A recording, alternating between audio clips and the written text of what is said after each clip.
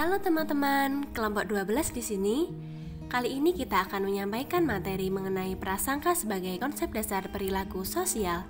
Sebelumnya, kita kenalan dengan anggota kelompok dulu yuk.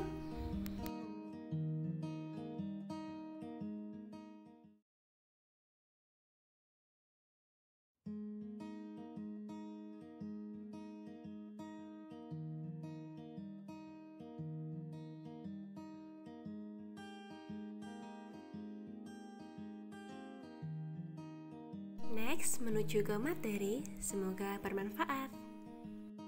Menurut Burchell dan kawan-kawan, pengertian prasangka dibatasi sebagai sifat negatif yang tidak dapat dibenarkan terhadap suatu kelompok dan individu anggotanya. Prasangka atau prejudice merupakan perilaku negatif yang mengarahkan kelompok pada individualis berdasarkan pada keterbatasan atau kesalahan informasi tentang kelompok. Prasangka juga dapat didefinisikan sebagai sesuatu yang bersifat emosional yang akan mudah sekali menjadi motivator munculnya ledakan sosial. Menurut Barat, prasangka sosial adalah dugaan-dugaan yang memiliki nilai positif ataupun nilai negatif, tetapi biasanya lebih bersifat pada negatif. Sedangkan menurut Bram dan Kassin, prasangka sosial adalah perasaan negatif terhadap seseorang semata-mata berdasarkan pada keanggotaan mereka dalam kelompok tertentu.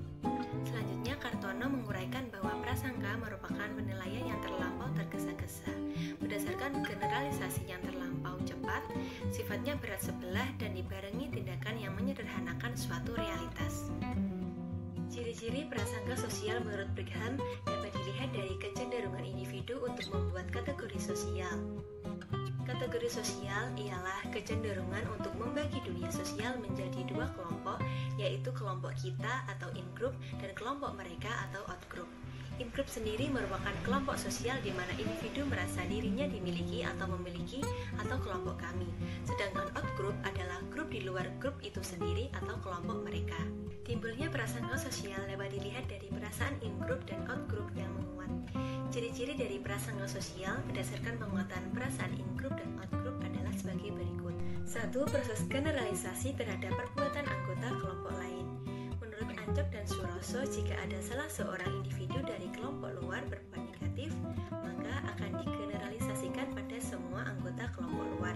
Sedangkan jika ada salah seorang individu yang berbuat negatif dari kelompok sendiri, maka perbuatan negatif tersebut tidak akan digeneralisasikan pada anggota kelompok sendiri lainnya. 2. Kompetisi sosial merupakan suatu cara yang digunakan oleh anggota kelompok untuk meningkatkan harga dirinya dengan membandingkan kelompoknya dengan kelompok lain dan menganggap kelompoknya lebih baik dari kelompok lain. 3. Penilaian ekstrim terhadap anggota kelompok lain. Individu melakukan penilaian terhadap anggota kelompok lain, baik penilaian positif ataupun negatif secara berlebihan. Biasanya penilaian yang diberikan berupa penilaian negatif. 4. Pengaruh persepsi selektif dan ingatan masa lalu. Pengaruh persepsi selektif dan ingatan masa lalu biasanya dikaitkan dengan stereotip. Stereotip sendiri ialah keyakinan yang menghubungkan sekelompok individu dengan ciri-ciri sifat tertentu atau anggapan tentang ciri-ciri yang dimiliki oleh anggota kelompok luar. Jadi, stereotip adalah prakonsepsi ide mengenai kelompok suatu image yang pada umumnya sangat sederhana, kaku, dan kelais, serta tidak akurat yang biasanya timbul karena proses generalisasi. Sehingga apabila ada seseorang individu yang memiliki stereotip yang relevan dengan individu yang mempersepsikannya, maka akan langsung dipersepsikan secara negatif. 5. Perasaan frustasi atau scapegoating. Menurut Brigham, perasaan frustasi ialah rasa frustasi seseorang sehingga membutuhkan pelampiasan sebagai objek atas ketidakmampuannya menghadapi kegagalan.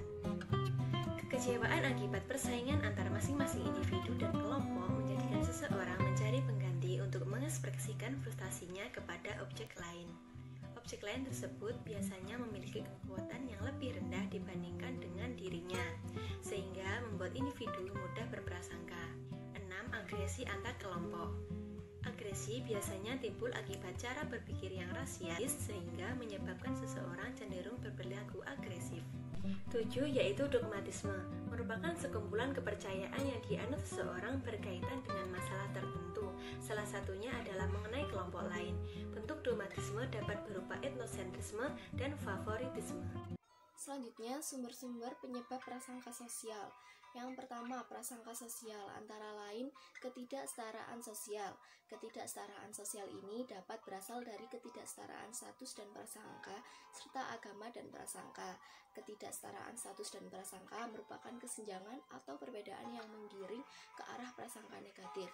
Sebagai contoh, seorang majikan yang memandang budak sebagai individu yang malas, tidak bertanggung jawab, kurang ambisi, dan sebagainya. Karena secara umum, ciri-ciri tersebut ditetapkan untuk para budak. Agama juga masih menjadi salah satu sumber prasangka. Sebagai contoh, kita menganggap agama yang orang lain anut itu tidak sebaik agama yang kita anut. Lalu identitas sosial. Identitas sosial merupakan bagian untuk menjawab siapa aku, yang dapat dijawab bila kita memiliki keanggotaan dalam sebuah kelompok. Kita mengidentifikasikan diri kita dengan kelompok tertentu. Sedangkan ketika kita dengan kelompok lain, kita cenderung untuk memuji kebaikan kelompok kita sendiri. Lalu, konformitas adalah suatu jenis pengaruh sosial ketika seseorang mengubah sikap dan tingkah laku mereka agar sesuai dengan norma sosial yang ada. Menurut penelitian bahwa orang yang berkonformitas memiliki tingkat prasangka lebih tinggi dibandingkan dengan tidak berkonformitas. Yang kedua, prasangka secara emosional. Prasangka sering kali timbul dipicu oleh situasi sosial, padahal faktor emosi juga dapat memicu prasangka sosial. Secara emosional, prasangka dapat dipicu oleh frustasi dan agresi, kepribadian yang dinamis, dan kepribadian otoriter. 3.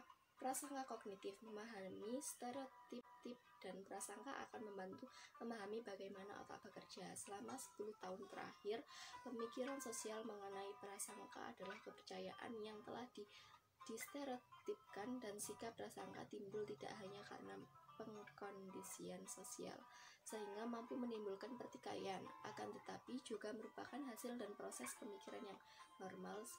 Sumber prasangka kognitif dapat dilihat dari kategorisasi dan simulasi distintif. Kategorisasi merupakan salah satu cara untuk menyederhanakan lingkungan kita, yaitu dengan mengelompokkan objek-objek berdasarkan kategorinya. Berdasarkan individu dikategorikan berdasarkan jenis kelamin dan etnik.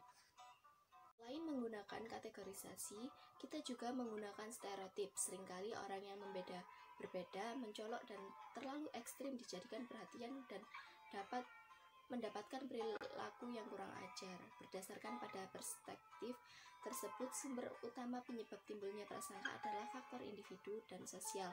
Menurut Blumer dalam Zenden 1984, salah satu penyebab terjadinya prasangka sosial adalah adanya perasaan berbeda dengan kelompok lain atau kelompok lain, misalnya antara kelompok mayoritas dan kelompok minoritas. Faktor-faktor yang mempengaruhi prasangka sosial. Proses pembentukan prasangka sosial menurut Mar'ad 1981 dipengaruhi oleh beberapa faktor, yaitu yang pertama, pengaruh kepribadian. Dalam perkembangan kepribadian seseorang akan terlihat pula pembentukan prasangka sosial. Kepribadian otoriter mengarahkan seseorang membentuk satu konsep prasangka sosial. Karena adanya kecenderungan orang tersebut selalu merasa curiga, berpikir dogmatis, dan berpola pada diri sendiri. Yang kedua, pendidikan dan status. Semakin tinggi pendidikan seseorang dan semakin tinggi status yang dimilikinya akan mempengaruhi cara berpikirnya dan akan meredusir prasangka sosial. Faktor yang ketiga, pengaruh pendidikan anak oleh orang tua. Dalam hal ini, orang tua memiliki nilai-nilai tradisional yang dapat dikatakan berperan sebagai famili ideologi dan akan mempengaruhi prasangka sosial. Yang keempat, pengaruh kelompok. Kelompok memiliki norma dan nilai tersendiri dan akan mempengaruhi pembentukan prasangka sosial pada kelompok tersebut. Oleh karenanya, norma kelompok yang memiliki fungsi otonom dan akan banyak memberikan informasi secara realistis atau secara emosional yang mempengaruhi sistem sikap individu. Kelima, pengaruh politik dan ekonomi. Politik dan ekonomi sering mendominir pembentukan prasangka sosial. Pengaruh politik dan ekonomi telah banyak memicu terjadinya prasangka sosial terhadap kelompok lain, misalnya kelompok minoritas. Yang keenam, pembentukan komunikasi. Komunikasi juga memiliki peranan penting dalam memberikan informasi yang baik, dan komponen sikap akan banyak dipengaruhi oleh media massa seperti radio, televisi, yang semuanya ini akan mempengaruhi pembentukan prasangka sosial dalam diri seseorang. Nomor 7, pengaruh hubungan sosial. Hubungan sosial merupakan sesuatu media dalam mengurangi atau mempertinggi pembentukan prasangka sosial. Teori prasangka sosial. 1. Teori konflik realistik. Teori ini memandang bahwa terjadinya kompetisi biasanya persaingan memperoleh sumber-sumber langka seperti ekonomi dan kekuasaan, dan konflik antar kelompok dapat meningkatkan kecenderungan untuk berprasangka dan mendiskriminasikan kelompok outgroup. Kompetisi yang terjadi antara dua kelompok yang saling mengancam akan menimbulkan permusuhan dan menciptakan penilaian negatif yang bersifat timbal balik. Jadi, prasangka merupakan konsekuensi dari konflik nyata yang tidak dapat dielakkan. 2. Teori belajar sosial. Menurut teori belajar sosial, prasangka adalah sesuatu yang dipelajari seperti halnya individu belajar nilai-nilai sosial yang lain. Prasangka biasanya diperoleh anak-anak melalui proses sosialisasi. Anak-anak banyak yang menginternalisasikan norma-norma mengenai stereotipe dan perilaku antar kelompok yang ditetapkan oleh orang tua dan teman sebaya. Selain dari orang tua dan teman sebaya, media massa juga menjadi sumber anak untuk mempelajari stereotipe dan prasangka. 3. Teori kognitif. Teori kognitif menjelaskan bagaimana cara individu berpikir mengenai prasangka atau objek yang dijadikan sasaran untuk diprasangka, dan bagaimana individu memproses informasi dan memahami secara subjektif mengenai dunia dari individu lain. Dalam mengamati individu lain, seseorang berusaha mengembangkan kesan yang terstruktur mengenai individu lain dengan cara melakukan proses kategorisasi. Kategorisasi seringkali didasarkan pada isyarat yang sangat jelas dan menonjol, seperti warna kulit, logat bahasa, bentuk tubuh. Berdasarkan teori kognitif, prasangka timbul karena adanya atribusi dan perbedaan antara in-group dan out-group. Teori atribusi. Atribusi adalah proses bagaimana kita mencoba menafsirkan dan menjelaskan perilaku individu lain, yaitu untuk melihat sebab tindakan mereka. Menurut teori atribusi, prasangka disebabkan oleh individu sebagai pengamat melakukan atribusi yang bias terhadap target prasangka. Thomas Pettigrew, Emmott, dan Johnson mengemukakan bahwa individu yang berprasangka cenderung melakukan ultimate attribution error, yang merupakan perluasan dari fundamental attribution error. In-group dan out-group. Secara umum, in-group dapat diartikan sebagai suatu kelompok di mana seseorang mempunyai perasaan memiliki dan common identity atau identitas umum. Sedangkan out-group adalah suatu kelompok yang dipersepsikan jelas berbeda dengan in-group. Adanya perasaan in-group sering menimbulkan in-group bias, yaitu kecenderungan untuk menganggap baik kelompoknya sendiri. Menurut Henry Tajfel dan Michael Billig, in-group bias merupakan refleksi perasaan tidak suka pada out-group dan perasaan suka pada in-group. Hal tersebut terjadi kemungkinan karena loyalitas terhadap kelompok yang ditimbulkan yang pada umumnya disertai devaluasi kelompok lain. 4. Teori psikodinamika. Menurut teori psikodinamika, prasangka adalah agresi yang dialihkan. Pengalihan agresi terjadi apabila sumber frustasi tidak dapat diserang karena rasa takut dan sumber frustasi itu benar-benar tidak ada. Prasangka juga timbul akibat terganggunya fungsi psikologi dalam diri individu tersebut. Berdasarkan teori psikodinamika, prasangka timbul karena adanya rasa frustasi dan kepribadian yang otoriter. 5. Teori kategorisasi sosial. Kategorisasi memiliki dua efek fundamental, yakni melibatkan perbedaan antar kelompok dan meningkatkan kesamaan kelompok sendiri. Perbedaan antar kelompok yang ada cenderung dibesar-besarkan dan itu yang sering diekspos, sementara kesamaan yang ada cenderung untuk diabaikan.